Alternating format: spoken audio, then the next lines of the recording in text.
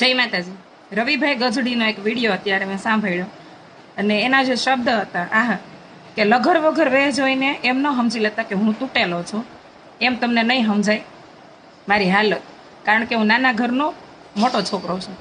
નાના ઘરનો મોટો છોકરો એટલે કે જે ઘરની પરિસ્થિતિ આર્થિક રીતે તંગ હોય અને એમાં જે ઘરનું મોટું સંતાન હોય, દીકરો હોય કે દીકરી હોય, એણે કેટલું કોમ્પ્રોમાઇઝ કર્યું હોય, કેટલું જાતું કર્યું હોય, ભણતરને લઈ, પોતાના લગ્નમાં ઘટતી વસ્તુઓને લઈને ઘણું બધું.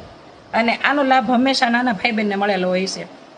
પણ અમુક એવા સ્વાર્થી ભાઈ બહેન હોય છે ને, જે પોતે મોટા થાય અને કામે ધંધે લાગે, ભણ્યા ગણ્યા પછી બે પૈસા કમાય, ત્યારે મોટા ભાઈ બહેનના ઘણા બધા ઘરમાં હું આવું જોઉં છું કે એના ઉપકારો, એણે જે ભાઈ બહેન માટે કરેલું, જાતું કરેલું, એ બધું ભૂલી જતા હોય છે. પણ મારું એવું માનવું છે કે લગભગ મોટા ભાગના દરેક ઘરમાં ભાઈ બહેન હોય ને મોટા, એણે બહુ બધું જતું કર્યું હોય છે નાના ભાઈ બહેનના કરિયર માટે, એમના ઉજ્જવળ ભવિષ્ય માટે.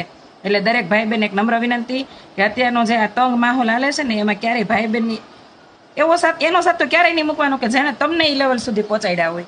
આ દરેક ભાઈ બહેનને આ વિડીયો સમર્પિત કે નાના ભાઈ બહેને ક્યારેય એ ઉપકાર ન ભૂલો કે પોતાના મોટા ભાઈ બહેને એના માટે હું કર્યું છે એમ. કારણ કે એ ધારત તો તમારાથી ને ક્યાંક આગળ નીકળી ગયા હોત, પણ માત્ર ને માત્ર તમારા ઉજ્જવળ ભવિષ્ય માટે એણે કોઈ કદમ નથી ઉઠાવ્યું એવું કે તમને દુઃખ લાગે. જય માતાજી. સમજાય અને વંદન.